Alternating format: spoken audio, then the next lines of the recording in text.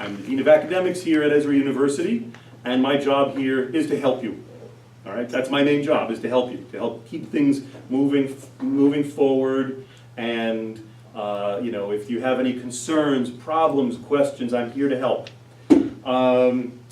What I do want to go through at the start of every quarter, we've been doing this for the last couple of quarters to make sure that if anybody has any questions or if there are any concerns, we can just address it immediately. So there are tips for classroom etiquette. Now most of you know this already, but this is just a little bit of a reminder to make sure that everyone is on the same page, to make sure that we are showing respect for the professor, whether it's Dr. Hahn or any of your other professors, as well as showing respect for each other. Okay, so this is a classroom environment, and we need to make sure that we can help everybody to learn and not be distracted by conversations on cell phones or things like that. So I'm just going to go through some of these really quickly. If you're coming in right now, just please grab one of these before you have a seat.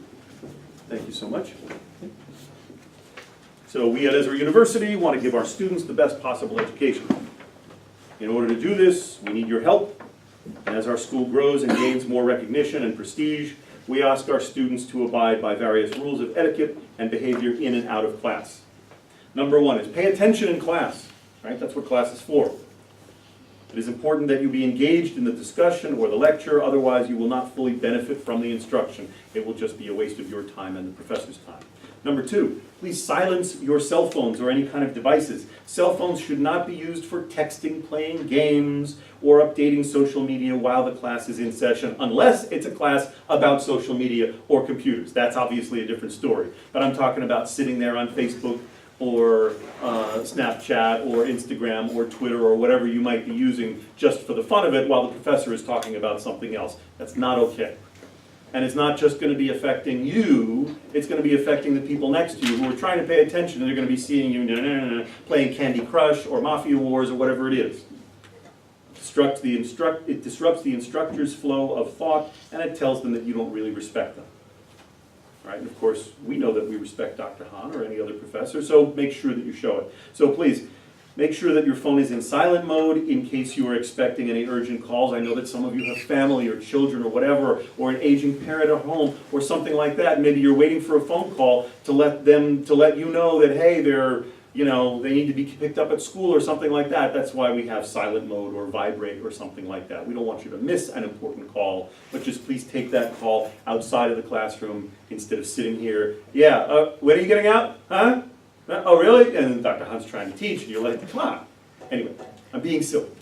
All right, so please take the calls outside of the classroom. Number three, computers are for note-taking only or projects in class. They are not for updating your social media or anything like that. Okay, same thing as cell phones.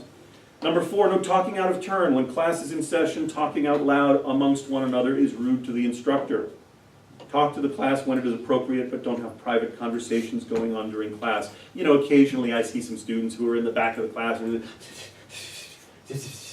or something like that. And it's like it gets distracting, not only to the professor, but to the students next to you. And how are you able to learn if you're going So if you need to have a conversation about something like, hey, did you bring the extra water that I asked you to bring today because I'm really thirsty, then take it outside the classroom, talk with them later about it, okay? We do want people to talk. We want you to talk at the right time with the professor, answering questions, asking questions. Just make sure that it's not private conversations going on at the same time as class. Okay. Now, number five, participate. We want your input and participation. Don't let the instructor think that you don't care about being here or that you want to be somewhere else by sleeping or reading a newspaper or any of the disrespectful actions listed above. Everyone at Ezra is working together to make your educational experience top-notch. Be sure to appreciate and take full advantage of that. So we do want people to talk. I know sometimes in certain cultures, there's sort of a thing of like, well, don't talk to the professor, don't talk in class, whatever. We want you to talk at the right time, okay?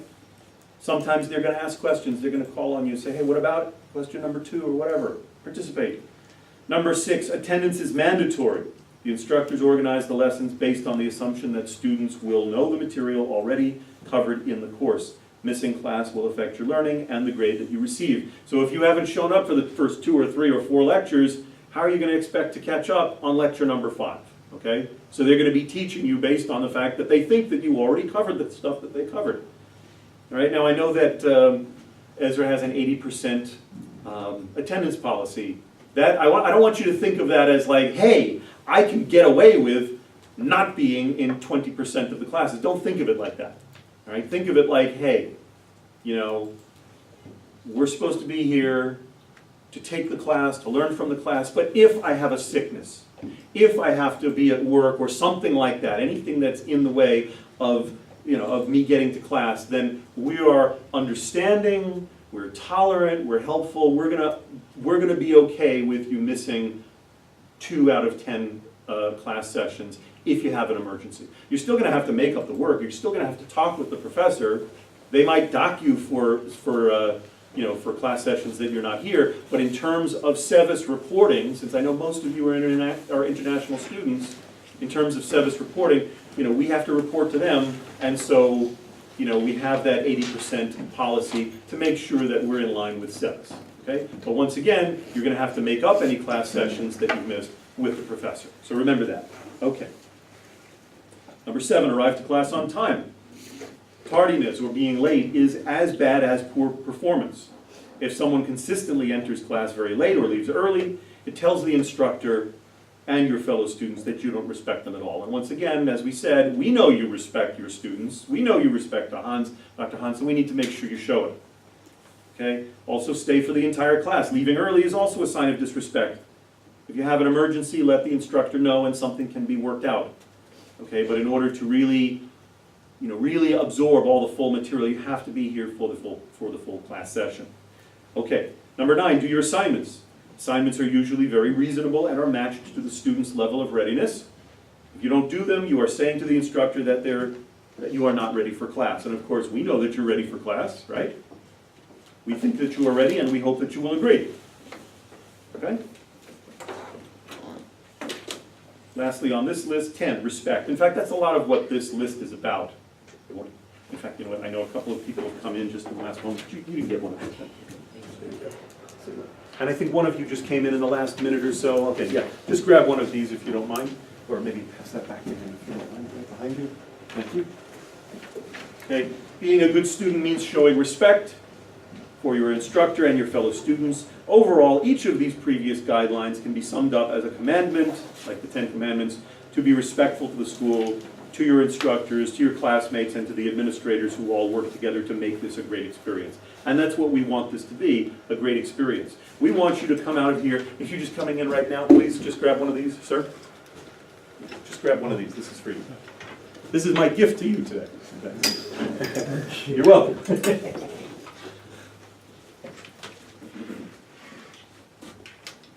We know life intrudes, you know, there's traffic out there, you got to drop your kids off, or whatever it is, things happen, but please always do your best to get here on time so that you can gain the full value of what your professor is saying. Okay, so, a couple other things that I want to go through really briefly. I highly recommend that you come to see me at least once a year to have an academic advising appointment with me so that we can help go over your academic progress, what classes you've taken, what classes you still need to take so that you can graduate on time. We don't want you to have to take extensions if those can be avoided, all right? Because that can cause all sorts of troubles in the future if you're going to try to do graduate school or do OPT or something like that. SEVIS looks at your record and they say, this person's taken 2, 3, 4 extensions. What are they doing? And they might deny you grad school or an I-20 or something like that. So we want to help you avoid that. We want you to finish on time. And hey, if you want to take another academic program here at Ezra, we wouldn't mind. We would start a new program, get a new I-20, start the next program. There's not a problem with that. So don't think that you have to stay in the same program as long as possible just to keep your status, okay? There are many options available for you. So anyway, I recommend that you see me at least once a year. In fact, I don't mind if you see me every academic term, every quarter. Come in for an appointment. We'll chat for a minute. I'll help you update your progress worksheet. I promise I won't charge you any extra. I'm joking there, right? I don't charge anybody any extra at all right? It's part of your tuition. Part of the student fees you pay is that I'm here for you, okay? So it is required that you come to me during the first year that you're here so we can get you started with a progress worksheet, and it's required that you come during your last year so that we can get you ready for graduation. But like I said, I recommend come to see me every year. Even more, right? We'll have a nice chat, okay? So please also fill out your student progress worksheets. You can get them from the front desk. You can get an unofficial academic transcript from them, and you can file everything in the right category. And then when you come to me, I'll correct it, since there are some things that maybe you don't know what courses fall under certain categories. Maybe we can transfer one from this category to that category. There's always a little bit of leeway, a little bit of room, a little bit of wiggle room there. That's my job, is to help you with that. But if you come in having it filled out ahead of time, we'll have a quick appointment and we'll have an accurate appointment. Also in terms of transferring credits in from previous schools. Some of you have done previous college work. That's where it's important that you get your transcripts from your previous schools, have them sent here, and we'll help you to transfer credits in, okay? And you need to do that as early as possible after getting here. Talk with the front desk. I believe there are fees involved in that, but you know, it'll help you out a lot. You will avoid having to take extra courses here that you already took somewhere else. You'll be saving money, you'll be saving time, you'll be finishing quicker. So it's something important for us to do early on, shortly after you get here. And let's see, what's next? Okay, we also have new business programs. Now, I announced this last quarter to everyone, but maybe some of you might not have heard. Okay, we now have a Bachelor of Religious Business Administration, or BRBA, and a Master of Religious Business Administration, or an MRBA, for students who maybe are interested in business. I know, hey, good morning. Just grab one of these before you get settled in, please. That's actually one for you. I was going to ask you to hand it back to, that's all right. Before you get seated, please grab one of these. Somebody grab them and, okay, please grab one of these. So we do have new business programs here. Now I know most of you started here when we still only had Bachelor of Theology, you know, theology programs, and I know a lot of you aren't that interested in theology. Some of you are. Those of you who are interested in theology, going into church administration, being a pastor, or just people who want to get a good biblically oriented education, that's great. That's our primary, that's our specialty here, and we want to keep serving those students. But a lot of you are coming here, maybe transferring in from other schools. You heard that we have an excellent education, we have very affordable prices, we have excellent professors like Dr. Hahn, and maybe you weren't really that concerned about theology. All right, so now we have business programs, and I know a lot of people are interested in business. You might say, well, why didn't we have those beforehand? Well, we did, but SEVIS had not yet approved the school to offer them to international students. You know, sometimes government works slowly. Anybody come from a country where government works really quickly and is very efficient and on schedule? No? No. Oh, one of you, yeah. Not just kidding. I think last quarter there was one student, it might have been the student was from Indonesia, and they said, yeah, my government works really fast. All right, well, here in the US and most other industrialized nations, there's always a big bureaucracy and government works slowly. Well, that's what happened. You know, we were able to offer our business programs to local students, but not yet to international students until SEVIS gave their seal of approval. And so as of last quarter, we were finally approved to offer those programs. So now, if you're interested in business, and you're not like really close to the end of your theology program, maybe now would be the time to talk with me about transferring into the business programs, because that might give you something that's more in line with what you want to do with your career in the future. And we want Ezra to be something relevant for you. We want you to look at our degree that we gave you, that you earned here, and to say, yeah, I learned a lot and it helped me in my career. I don't want it to be just something like, yeah, I spent 4 years there and, you know, I don't think I learned anything. I want you to really learn something, all right, and have it be relevant for your career. So I know a lot of you might be interested in business. Now's the time to talk with the front desk or talk with me about that, and we can help you with that. So whether it's a Bachelor of Business or a Master of Business, we're here to help. So I also want to remind you, you know, we have a lot of policies in place. Sometimes the students haven't read the student handbook, they haven't read the academic catalog. I want you to please just look through these, familiarize yourselves with the policies. There might be certain fees that are charged.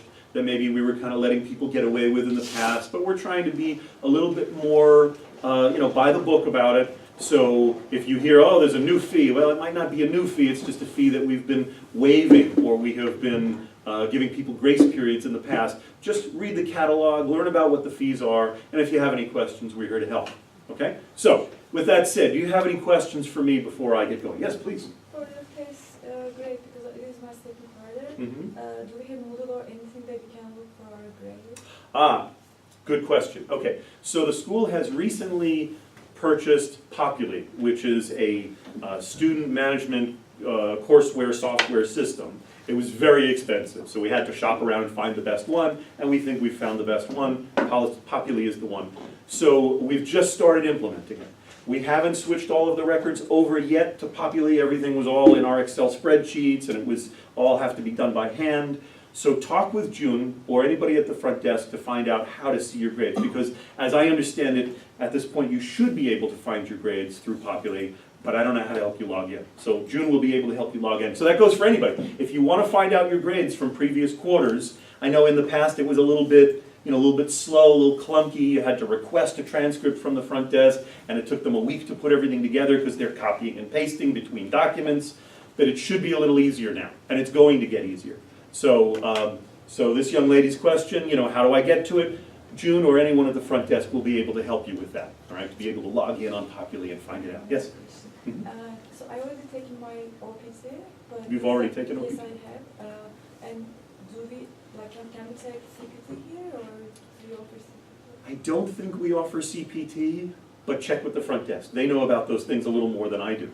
So, so June will be able to answer those questions. Do you know, I don't think we offer CPT. Yeah, we're still working on it. Yeah, we're working on it, yeah. Because we want to give you everything that can benefit you, but sometimes things move a little slowly, all right?